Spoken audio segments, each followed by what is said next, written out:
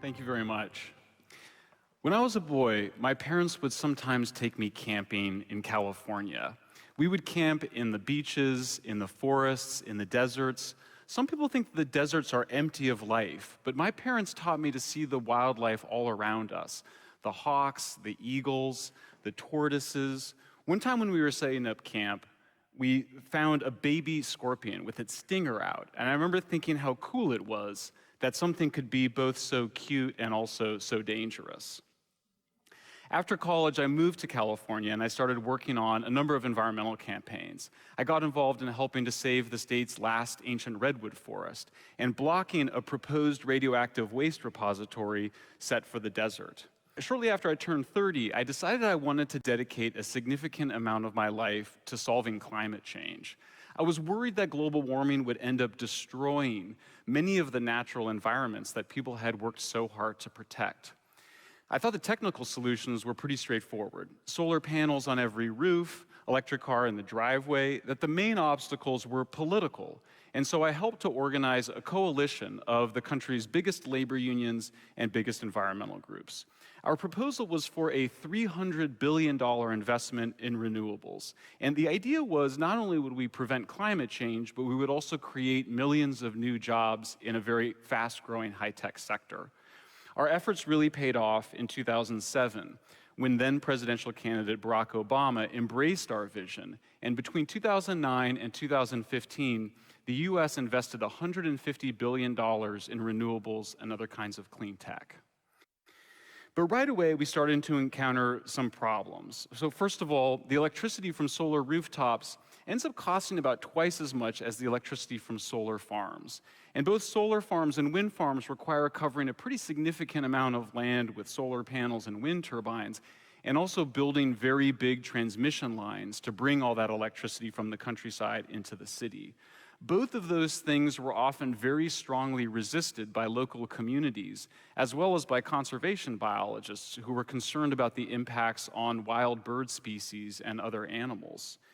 Now, there was a lot of other people working on technical solutions at the time. One of the big challenges, of course, is just the intermittency of solar and wind. They only generate electricity about 10 to 30% of the time during most of the year. But some of the solutions that were being proposed were to convert hydroelectric dams into gigantic batteries. The idea was that when the sun was shining and the wind was blowing, you would pump the water uphill, store it for later, and then when you needed electricity, run it over the turbines.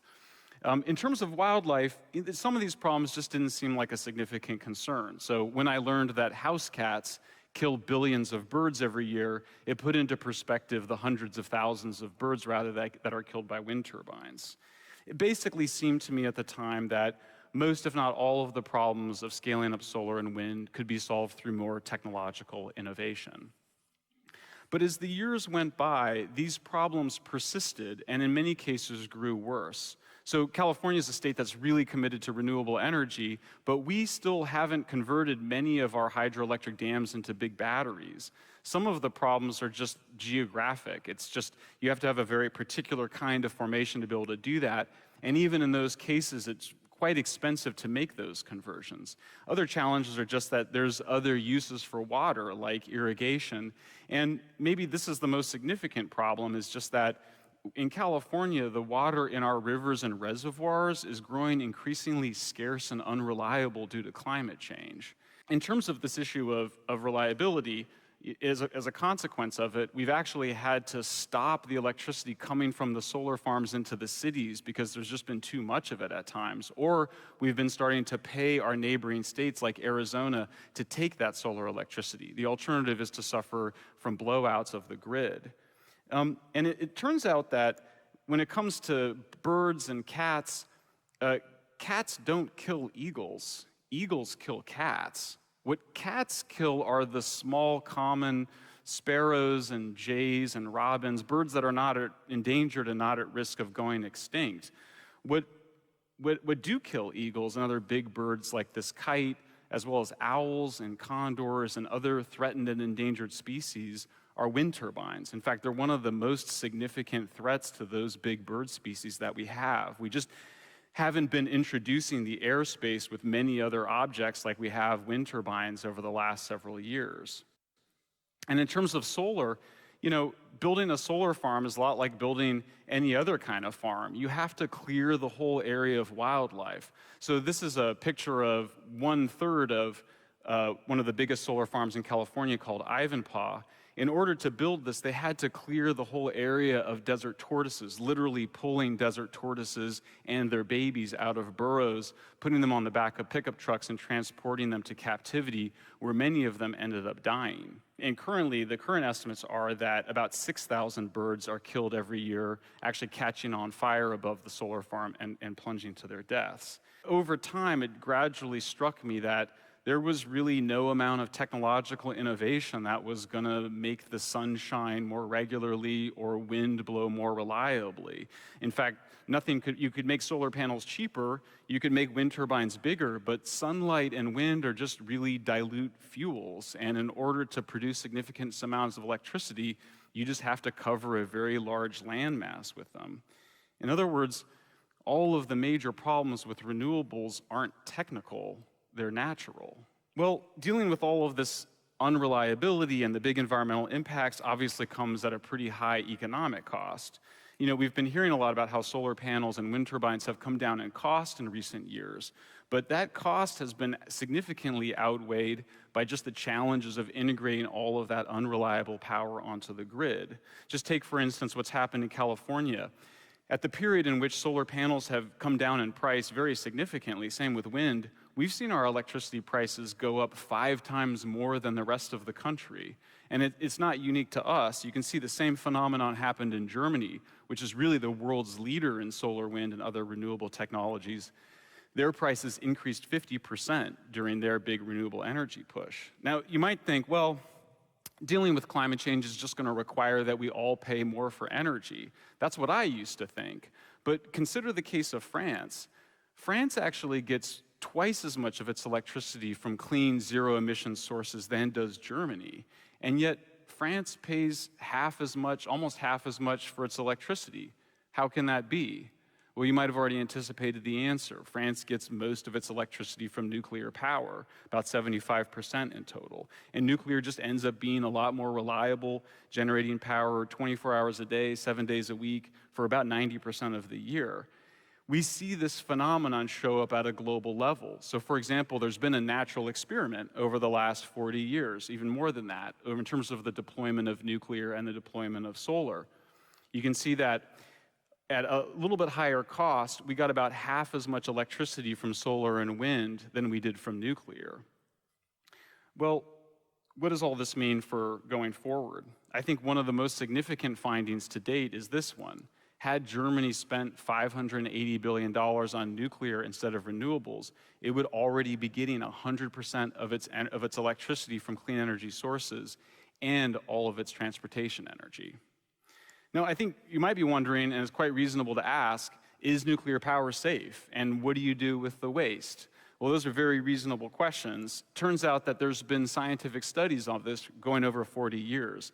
This is just the most recent study that was done by the prestigious British medical journal Lancet, finds that nuclear power is the safest. It's easy to understand why. According to the World Health Organization, about 7 million people die annually from air pollution, and nuclear plants don't emit that. As a result, the climate scientist James Hansen looked at it, and he calculated that nuclear power has already saved almost 2 million lives to date. It turns out that even wind energy is more deadly than nuclear. This is a photograph taken of 2 maintenance workers in the Netherlands shortly before one of them fell to his death to avoid the fire, and the other one was engulfed in flames. Now, what about environmental impact? Well, I think a really easy way to think about it is that uranium fuel, which is what we use to power nuclear plants, is just really energy dense. About the same amount of uranium as this Rubik's Cube can power all of the energy that you need in your entire life. As a consequence, you just don't need that much land in order to produce a significant amount of electricity. Here you can compare the solar farm I just described, Ivanpah, to California's last nuclear plant, Diablo Canyon. It takes 450 times more land to generate the same amount of electricity as it does from nuclear. You would need 17 more solar farms like Ivanpah in order to generate the same output as Diablo Canyon, and of course it would then be unreliable. Well, what about the mining and the waste and the material throughput? Well, this has been studied pretty closely as well, and it just turns out that solar panels require 17 times more materials than nuclear plants do, in the form of cement, glass, concrete, steel, and that includes all the fuel used for those nuclear plants. The consequence is that what comes out at the end, since it's material throughput, is just not a lot of waste from nuclear. All of the waste from the Swiss nuclear program fits into this room. Nuclear waste is actually the only waste from electricity production that's safely contained and internalized. Every other way of making electricity emits the waste into the natural environment, either as pollution or as material waste. We tend to think of solar panels as clean, but the truth is that there is no plan to deal with solar panels at the end of their 20 or 25-year life. A lot of experts are actually very concerned that solar panels are just going to be shipped to poor countries in Africa or Asia with the rest of our electronic waste stream to be disassembled, often exposing people to really high levels of toxic elements, including lead, cadmium, and chromium, elements that, because they're elements, their toxicity never declines over time.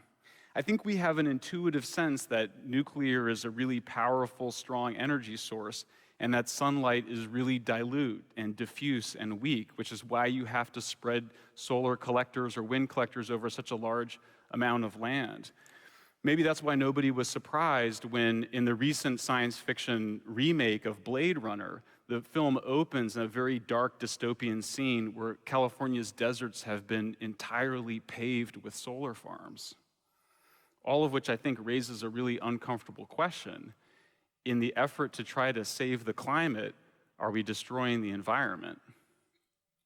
Well, the interesting thing is that over the last several hundred years, human beings have actually been trying to move away from what you would consider matter-dense fuels towards energy-dense ones. And that means really from wood and dung towards coal, oil, natural gas, uranium. This is a phenomenon that's been going on for a long time. Poor countries around the world are in the process still of moving away from wood and dung as their primary energies. And for the most part, this is a positive thing. As you stop using wood as your major source of fuel, it allows the forests to grow back and the wildlife to return. As you stop burning wood in your home, you no longer need to breathe that toxic smoke. And as you go from coal to natural gas and uranium as your main sources of energy, it holds out the possibility of basically eliminating air pollution altogether. There's just this problem with nuclear. While it's been pretty popular to move from dirtier to cleaner energy sources, from energy diffuse to energy dense sources, nuclear is just really unpopular for a bunch of historical reasons. And as a consequence, in the past, and I think a lot of others have sort of said, well, in order to deal with climate change, we're just going to need all the different kinds of clean energy that we have. The problem is that just turns out not to be true. You remember I discussed France a little bit ago. France gets most of its electricity from nuclear. If France were to try to significantly scale up solar and wind, it would also have to significantly reduce how much electricity it gets from nuclear. That's because in order to handle the huge variability of solar and wind on the grid, they would need to burn more natural gas. Think of it this way, it's just really hard to ramp up and down a nuclear plant, whereas I think we're all pretty familiar with turning the natural gas up and down on our stove. A similar process works in managing the grid. Of course, it goes without saying that oil and gas companies understand this pretty well, which is why we've seen them invest millions of dollars in recent years in promoting solar and wind. This just raises, I think, another challenging question, which is that in places that are using a lot of nuclear or have grids that are mostly nuclear and hydro, going towards solar and wind and other renewables would actually increase carbon emissions. I think a better alternative is just to tell the truth, and that's what a number of scientists have been doing. I mentioned earlier that hundreds of thousands of birds are killed every year by wind turbines. What I didn't mention is that 1 million bats at a minimum are killed every year by wind. The consequence has been that bat scientists have been speaking out about this. This particular bat species, the hoary bat, which is a migratory bat species, is literally at risk of going extinct right now because of the significant expansion of wind. It's not just wind, it's also on solar. The scientists who were involved in creating the Ivanpah solar farm, who were involved in clearing that land, have been speaking out. One of them wrote, "Everybody knows that translocation of desert tortoises doesn't work. When you're walking in front of a bulldozer crying and moving animals and cacti out of the way, it's hard to think that the project is a good idea. And now we can see these phenomena at work at an international level. In my home state of California, we've been stuffing a lot of natural gas into the side of a mountain in order to handle all that intermittent solar and wind. It sprung a leak. It was the equivalent to putting 500,000 cars on the road. And currently in Germany, there's protesters trying to block a new coal mining project that would involve destroying the ancient Hambach forest in order to get to the coal underneath, all in an effort to phase out nuclear and expand solar and wind. The good news is that I think that people still care about nature enough for these facts to matter. We saw last year in South Korea, a citizens' jury deliberated for several months weighing these different issues. They had to decide whether they were going to phase out nuclear or keep it and expand it. They started out 40% in favor of expanding nuclear, but after several months and considering these issues, they ended up voting 60% to expand nuclear. A similar phenomenon just happened last week in Arizona. The voters had a ballot initiative to vote on whether or not to continue with nuclear or to phase it out and try to replace it with natural gas and solar. They ended up rejecting it 70-30. And even here in Europe, we saw the Netherlands is one of the first countries in recent memory to actually announce, as they did last week, that they're going to start to increase their reliance on nuclear power in recognition that there's just no way they could generate significant amounts of energy enough from solar and wind to meet their climate targets. I think it's natural that those of us that became very concerned about climate change, such a big environmental issue, would gravitate towards really romantic solutions like harmonizing human civilization with the natural world using renewable energies. But I think it's also understandable that as the facts have come in, that many of us have started to question our prior beliefs and change our minds. For me, the question now is, now that we know that renewables can't save the planet, are we going to keep letting them destroy it? Thank you very much.